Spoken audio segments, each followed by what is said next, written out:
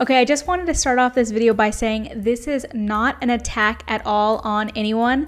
I just want to talk about the implications of making a brand more affordable. I own 2 Popflex pieces and I've been following Cassie since the early days of YouTube, and I even have a yoga mat signed by her. Also, hi, if you're new here, I'm Nabila. I love talking about sewing, fashion, and sustainable fashion related things, and this channel is not yet monetized, so please be kind to me in the comments. But in the wake of some of the discussion that I've been seeing around the new Blogilates line at Target, I just wanted to take a minute and organize my thoughts, specifically around the idea of the true cost of affordability, and this seemed like a great case study. So if you don't know, Popflex is an online activewear brand built by Cassie Ho with an emphasis of being intentional with every step of the design process. She designs each of her pieces with her own style in mind while combining feedback she gets from the comment section of her videos. Popflex is also pretty size inclusive, and they offer a lot of marketing to show their garments on a variety of models. As a result, Popflex has a huge cult following online. However, the biggest downside to Popflex's business is their clothing is only e-commerce. As a customer, that means you don't get to inspect the quality of the clothing in person, and that also means you don't get to try things on, and that's especially important when you're creating a plus size line. And as a business, Popflex loses out on any sales anytime a customer says, well, this is really cute, but I don't feel comfortable spending this amount of money without seeing it in person first. Now, there is a pro to being an online only business as a business owner. If you were online only, then you don't need to worry about any of the expenses that come with a retail store, such as rent, utilities, and retail employees. That way you can keep your costs low, and that cost savings usually gets passed on to the customer as well. So 2 of the biggest pieces of feedback Cassie has gotten on Popflex are: 1, it's too expensive, which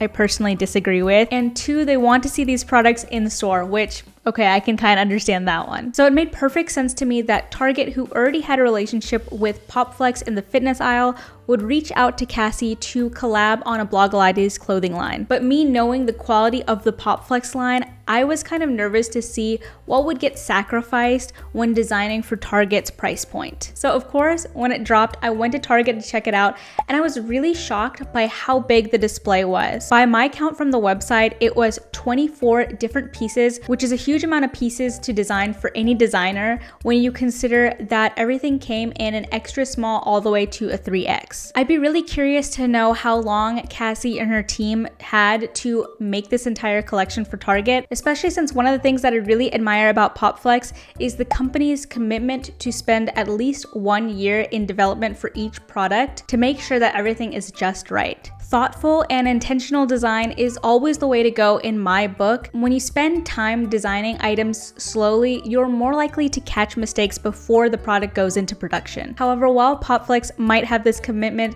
to thoughtful and deliberate designs, I can't say the same about Target. I'm not necessarily saying that there were mistakes in the collection because the timelines for Target are much shorter, but I'm just saying that if you don't allow enough time in development, it could lead to fit issues. But I'm getting ahead of myself here. First, I want to talk about fabric. Across the board, all the fabrics used in the Blogilates line were thinner than the Popflex line, but I think most consumers can understand the reason and the quality difference there. I don't want to go into the fiber content for each specific item because it's really hard to judge something on fiber content alone, but a lot of this line was made with synthetic fibers to get Target's price point, and I don't have a problem with synthetic fibers here, especially since it's pretty typical for activewear, but I did notice that specifically a lot of the black t-shirts and tops were quite sheer. I also want to point out that the fabric used in the sports bra versus the legging were different qualities, and overall these fabrics were not as compressive as the Popflex line. That compression is important to me when I'm working out, but I understand that's a matter of personal preference. I just wanted to point this out because compression can change the way something looks and fits on you. I don't want to go into every single item, but I was really shocked by Target's version of Popflex's pirouette skirt, which they're calling the ballerina skirt, for $35. This is the skirt that Taylor Swift was seen wearing and that Shein loved so much that they duped. As for design details, we lost the compressive drawstring waistband in favor of a crisscross waistband and the skirt is overall just a little less full to make it more affordable. But I was so surprised that the anti-camel toe front and the pockets were still in the shorts. If I had to guess, Target probably offered Cassie quite a bit of money to include this design in her collection because this is her patented design. And maybe Cassie was sick of the cheap dupes being out there, so collaborating with Target to bring her pirouette skirt to about half the cost, that's kind of a win-win for her and Target. Okay, and back to the fit conversation, I watched this interview with Cassie where she says that she starts her fittings on a size small and a size 1X, and then after those get approved, Popflex does a fitting with a model from each of their size ranges. After we get that right, then we test it on all the different sizes in between just to make sure we got it. And that just takes time. I so appreciate hearing her being so transparent on the company's fit process, especially because this comprehensive of a fit process, at least to my knowledge, is not common. Most brands do a fitting with one medium-sized model and one plus-size model, and that's it. Actually, depending on the type of clothing this company is producing, they might just do their fittings on a dress form and not even a real person, and they'll just call it a day. All that being said, my hunch is that Cassie and her team did not have control of the timelines when they were working on this Blogilates line for Target, because Target probably wanted this collection to come out right in January for the New Year's resolutionaries, and Cassie herself has posted about how strict Target's timelines were. So with that in mind, I would be really interested in if they were able to do fittings on all the sizes in their Blogilates line, or if it was just the size small and 1X. I've been seeing comments on fit issues with specifically the leggings, and I just wonder if that has anything to do with the bras and the leggings being in different qualities of fabric. Again, I'm just speculating, but I'd love to see an in-depth look of the process of working with Target from Cassie. I'm guessing this product needed to be produced in Target's factories instead of Popflex's.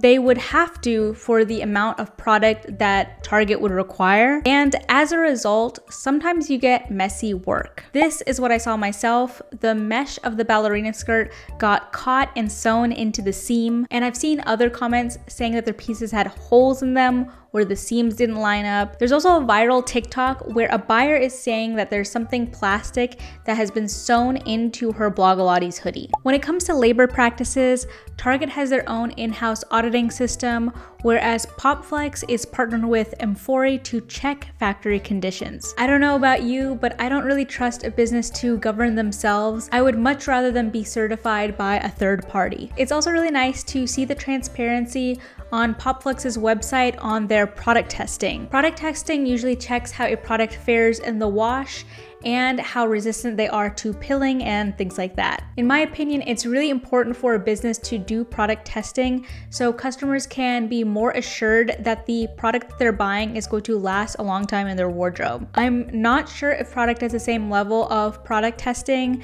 and a lot of brands don't have a lot of transparency on this, so that is another thing you could potentially lose when you are aiming to make something more affordable. I hope this is not coming across too harshly. Again, I myself own 2 Popflex pieces and I love them. And I also understand that Cassie is a business owner and these are business decisions in response to consumers wanting more affordable activewear that they can see in store. But I just want to point out that these are the things that you sacrifice when you are trying to make a more affordable version of the most loved Popflex pieces. So I want to pose the question as a consumer, is this really what we want? And you might be wondering, why do I care so much? Activewear is something that I believe if you invest in, it will last you a long time. I mean, that's kind of one of the cons of polyester, but for real, I still own and use some of the first activewear pieces I ever bought, and some of those were actually Forever 21 and they're still in great condition today. Anything cheaply and poorly made will end up in a landfill. The ballerina skirt that I saw with the mistake in the seams, that will end up in a landfill. No one is gonna go and fix that piece and get it resold. it's just gonna go in a landfill. If this video has reached the wrong audience and you think I'm being dramatic, this is what it says on the Popflex website. Anyone who thinks fast fashion is fun and affordable isn't thinking about rivers turning black with waste. They're not thinking about the fish and the turtles literally being strangled by trash. They're not thinking about the people whose eyes burn and lungs hurt from breathing in fumes of the fires. By 2030, researchers are estimating more than 134 million tons of clothing will be thrown away annually. On this same page of the Popflex's website, they also say that Popflex is anti-fast fashion. And lastly, I care because I want a company like Popflex who advertises that they are socially responsible and normally creates quality products to succeed, precisely because they adhere to those values. So was this a smart business move? This might be some people's first introduction to Cassie's brand. Do you think people seeing the sewing issues and quality will deter them from checking out Popflex? Well, the Blogilates line seems to be an overwhelming success from what I can see online. A lot of people seem really forgiving when they've seen these fit issues and sewing mistakes. And I'm seeing comments that now that people are seeing these pieces in store, they might try to save up to buy from the Popflex line, which is great for Popflex. But I also have to wonder if this is a testament to the parasocial relationship we have with Cassie, and if critics would be so forgiving if they didn't have this relationship with her. Let me know your thoughts in the comments down below, and again, please be nice. I feel like this video is a little bit outside of my comfort zone. I have my fingers crossed that this video is reaching the right people. Happy New Year, guys. I'll see you in the next video. Bye!